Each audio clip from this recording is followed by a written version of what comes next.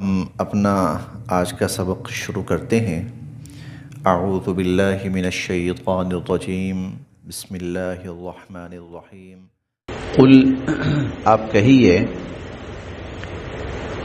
اے نبی کریم صلی اللہ علیہ وسلم، آپ فرمائیے، اتعبدون، کیا تم پرستش کرتے ہو، عبادت کرتے ہو، پوجا کرتے ہو،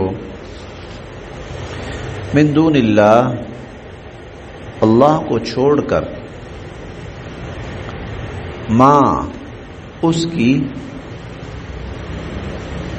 لا یملکو، جو نہیں اختیار رکھتے، لکم، تمہارے لیے، ضرًا، کسی نقصان کا، ولا، اور نہ ہی، نفع، کسی نفع کا، لا یملکو، جو نہیں اختیار رکھتے، لکم، تمہارے لیے، ضرًا، کسی نقصان کا، ولا نفع، اور نہ ہی کسی فائدے کا، واللہ، اور اللہ، هو السمیع العلیم، سب کچھ سننے والے، سب کچھ جاننے والے، واللہ هو السمیع العلیم، اللہ تعالیٰ سب کچھ سننے والے ہیں، سب کچھ جاننے والے ہیں۔ یہ مطلقاً خطاب ہے، یہود ہوں، نصارہ ہوں، مشرکین ہوں، ان سب نے اللہ کے سوا اوروں کی عبادت اور پرستش شروع کر رکھی تھی، اور اللہ کے سوا اوروں کو نفع اور نقصان کا مالک اور مختار سمجھتے تھے۔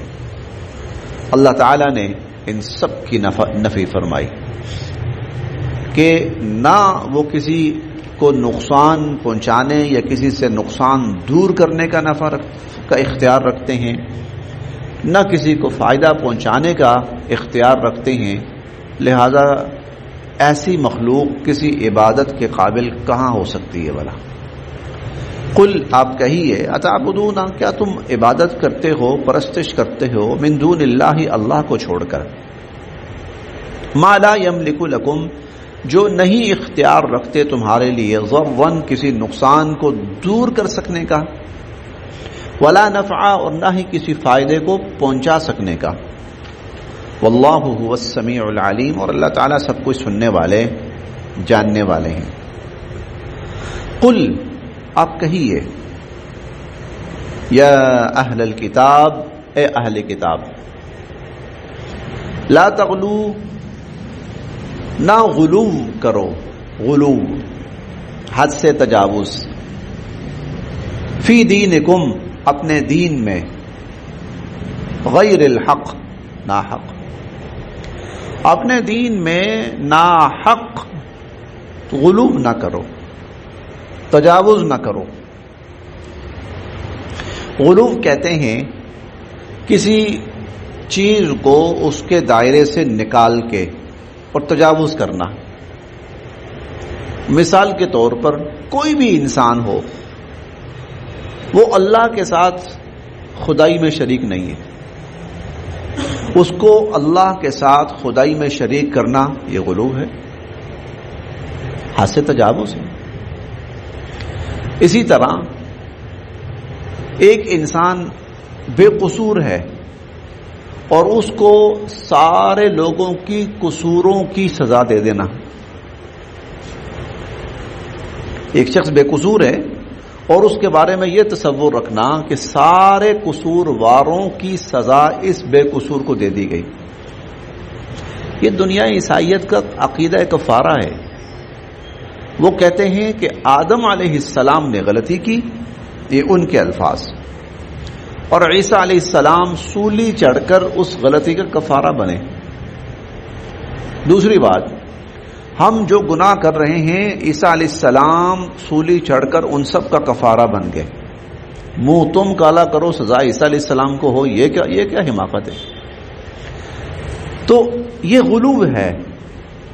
اسی طرح اللہ رب العزت نے یہود سے مختلف مواقع پر اپنی محبت کا اظہار فرمایا تو یہود نے یہ عقیدہ بنا لیا کہ دنیا میں ہم جو مرضی کریں ہم سے برتر اور افضل کوئی ہو سکتا ہی نہیں.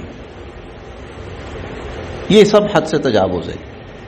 لا تغلو فی دینکم، اے اہل کتاب اپنے دین میں ناحق غلو نہ کرو. ولا تتبعوا، اور نہ چلو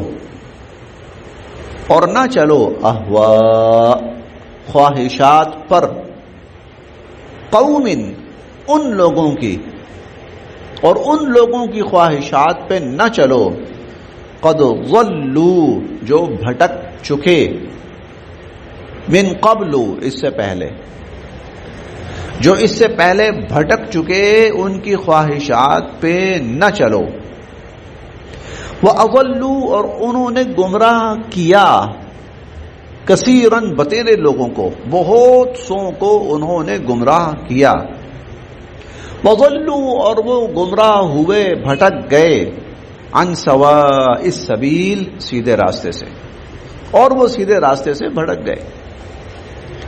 یقیناً ہم پیچھے پڑھ کر آئے ہیں 5ویں پارے کے اندر یہ جو مشرکین تھے ان کا اور یہود کا گٹھ جوڑ ہو چکا تھا مسلمانوں کے خلاف، اور مسلمانوں کے خلاف یہ آپس میں مسلمانوں کی دشمنی میں یہ ایک ہو گئے تھے. اور اس موقع پر جو یہود تھے یہ مشرکین سے ملے اور انہوں نے مشرکین کی خواہشات پر اور ان کے کہنے پر اور ان کو خوش کرنے کے لیے ان کے بتوں کو سجدے کیے، ان کے بتوں کو سجدے کیے ان کو خوش کرنے کے لیے، تاکہ یہ ہم سے راضی ہو جائیں گے اور ہم سے خوش ہوں گے اور ہم پر اندھا اعتماد کریں گے، اور ان کے ساتھ مل کر ہم ان کی طاقت کے ساتھ طاقت ملا کر مسلمانوں کو یہاں سے مٹا دیں گے.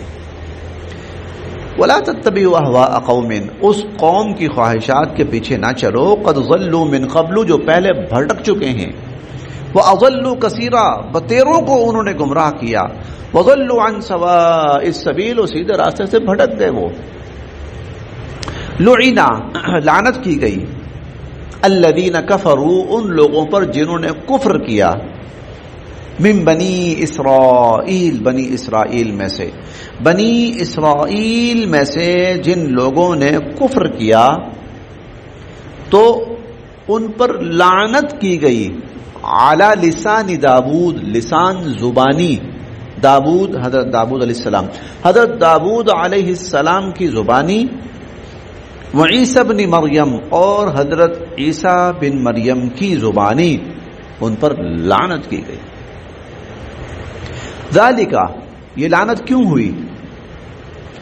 یہ لعنت صرف یہود کے یہودی ہونے کی بنا پر نہیں ہوئی، اور یہ لعنت صرف نصارہ کے نصارہ ہونے کی بنیاد پہ نہیں ہوئی.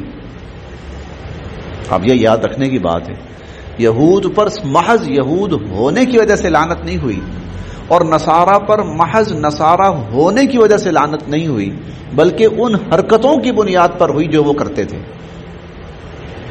حرکتیں کیا تھی؟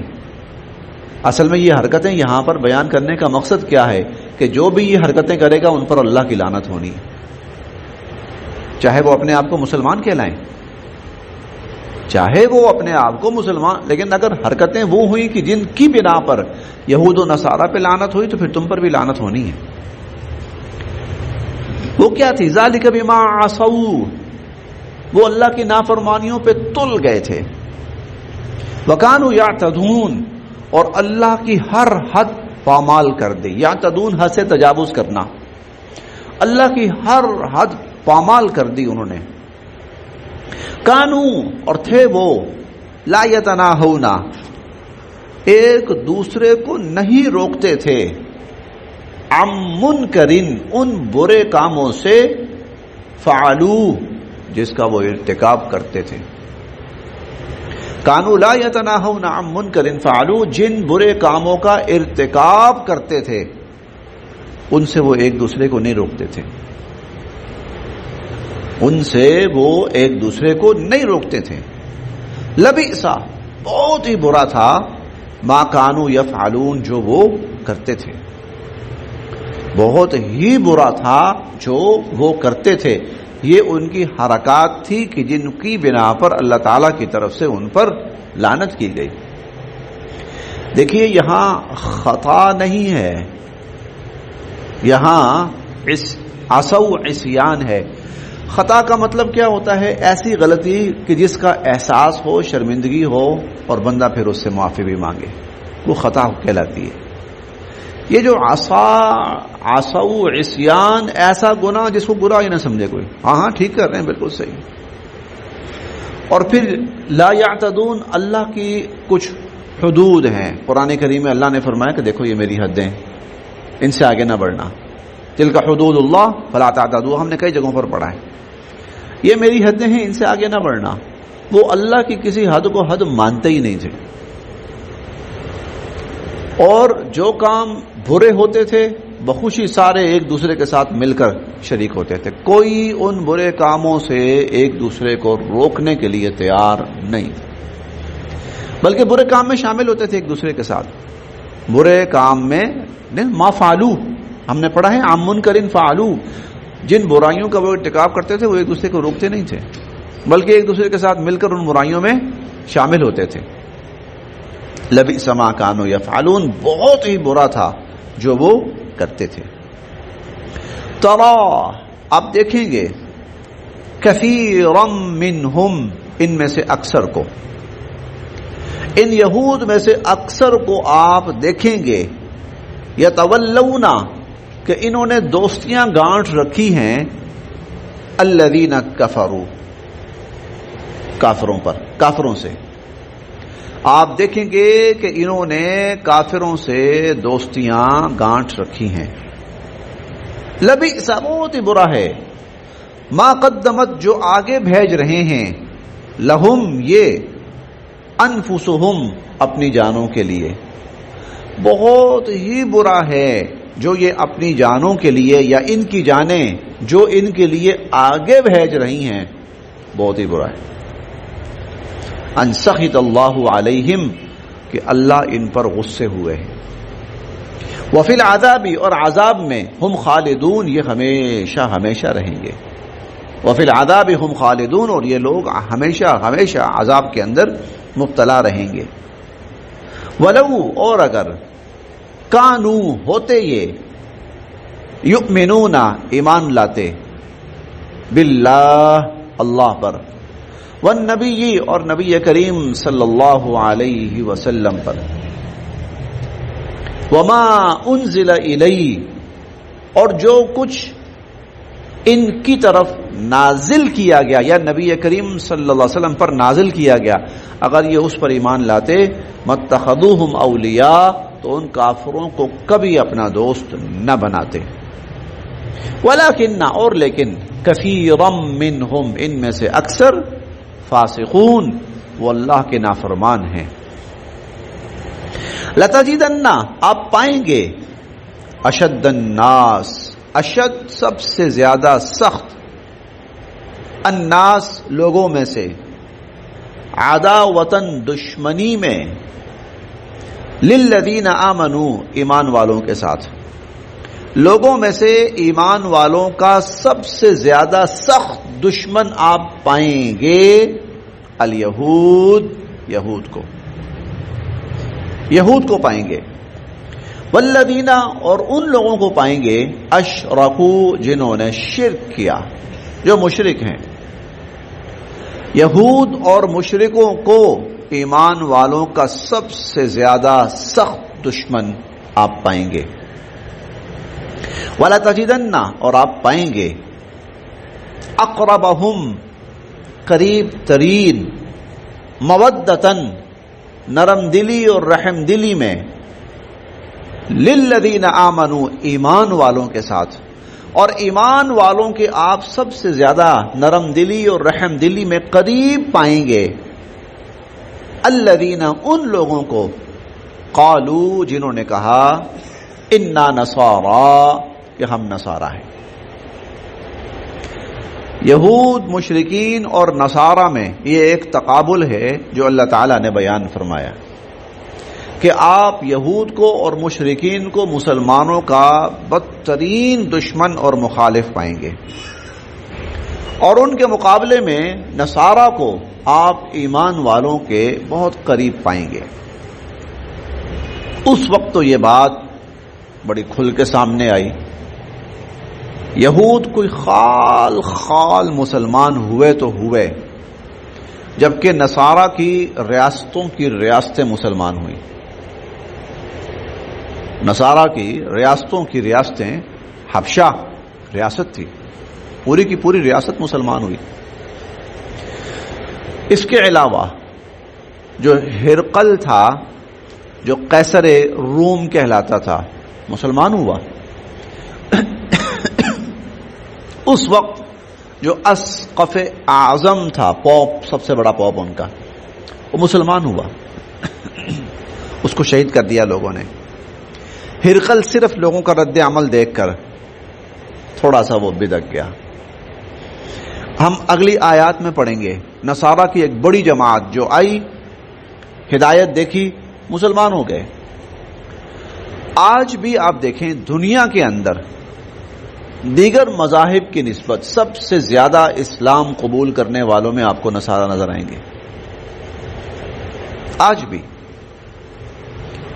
نصارہ، عیسائی بکثرت آپ کو نظر آئیں گے بقیہ تمام مذاہب والوں کی نسبت۔ اچھا، آگے چل کر ایک بڑا عجیب موڑ آنا ہے دنیا کی تاریخ کے اندر، اور وہ موڑ یہ آنا ہے کہ مسلمان اور نصارہ مل جائیں گے۔ مسلمان اور نصارہ یہ مل جائیں گے۔ ان کے ملنے کا مطلب آپ جانتے ہیں، دنیا میں تعداد کے لحاظ سے پہلے نمبر پر وہ عیسائی ہے، کرسچنز ہیں، اور دوسرے نمبر پر مسلمان ہیں۔ اب جب یہ دونوں مل جائیں گے، نصارہ مسلمان ہو جائیں گے۔ حضرت عیسیٰ علیہ السلام کے تشریف لانے پر سارے نصارہ مسلمان ہو جائیں گے۔ وہ حضور علیہ الصلوۃ والسلام کا کلمہ پڑھ لیں گے، امتی بن جائیں گے حضور علیہ الصلوۃ والسلام کے۔ یکدم، خیر یہ یکدم نہیں ہوگا، بڑا ٹائم لگے گا اس پر، لیکن کیا ہوگا کہ چند سالوں میں یکدم دنیا کا جو توازن ہے وہ مکمل اسلام کی طرف پھر جائے گا۔ اس کو دیکھ کر پتہ کیا ہوگا؟ بہت سارے مذاہب اتنی بڑی کثرت کو دیکھ کر خود مسلمان ہو جائیں گے۔ انسانی نفسیات کی یہ ایک خامی کہہ لیجیے یا خوبی کہہ لیجیے کہ وہ اکثریت کا مذہب قبول کر لیتی۔ یہ انسانی نفسیات کہ وہ اکثریت کا مذہب قبول کر لیتی ہے۔ چنانچہ اس کے بعد کیا رہ جائے گا؟ اکا دکا کوئی مذاہب، کوئی شاید لاکھوں میں کچھ لوگ جو اسلام نہیں لائیں گے، اور اتنے لوگوں کا اسلام نہ لانا وہ اسلام کے لیے کوئی اتنا نقصان کا باعث نہیں ہے اور کوئی معنی نہیں رکھتا۔ تو اللہ تعالیٰ یہاں پر فرما رہے ہیں وَلَتَجِدَنَّ أَقْرَبَهُم مَّوَدَّةً لِّلَّذِينَ آمَنُوا، یہ چیز قریب ہے، بہت دور نہیں ہے، یہ چیز قریب ہے کہ نصارہ، ہم یہ چھٹے پارے میں، اسی چھٹے پارے میں ہم پڑھ کے آئے، ہم اسی چھٹے پارے میں یہ پڑھ کے آئے ہیں کہ وَإِن مِّنْ أَهْلِ الْكِتَابِ إِلَّا لَيُؤْمِنَنَّ بِهِ قَبْلَ مَوْتِهِ، کہ جتنے بھی نصارہ ہیں وہ حضرت عیسیٰ علیہ السلام کی وفات سے پہلے ان پر ایمان لے آئیں گے، یا عیسیٰ علیہ السلام کی وفات کہہ لیں یا اپنی وفات کہہ لیں، وہ ایمان لے آئیں گے۔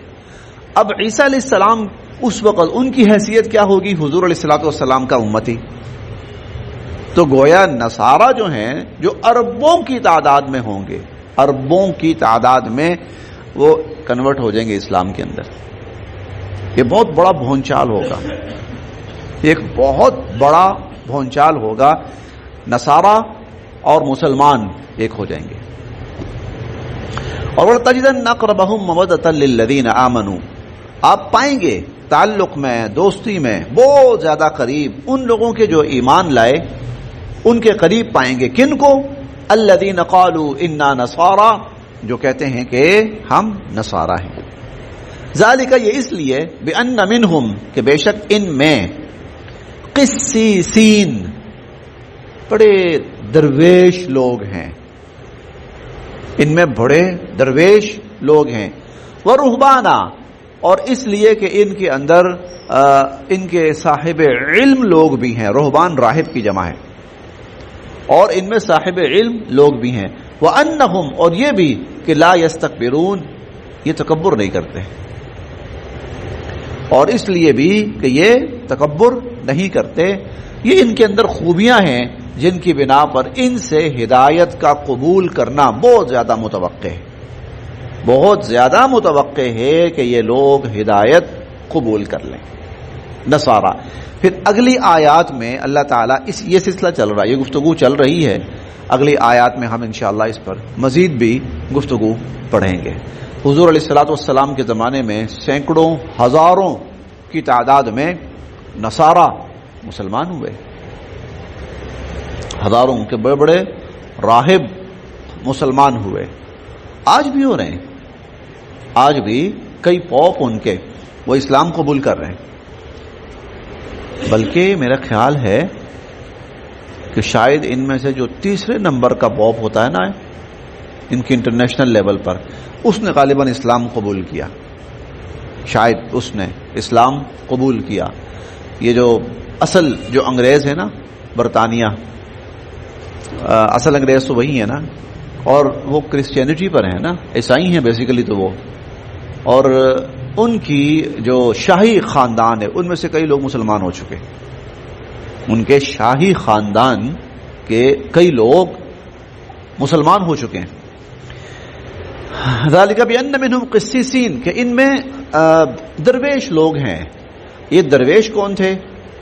یہ درویش وہ لوگ تھے کہ جو دنیا چھوڑ جاتے تھے، وہ دنیا کے پیچھے نہیں بھاگتے تھے، وہ دنیا سے کنارہ کش ہو جاتے تھے. ورہبانا، اور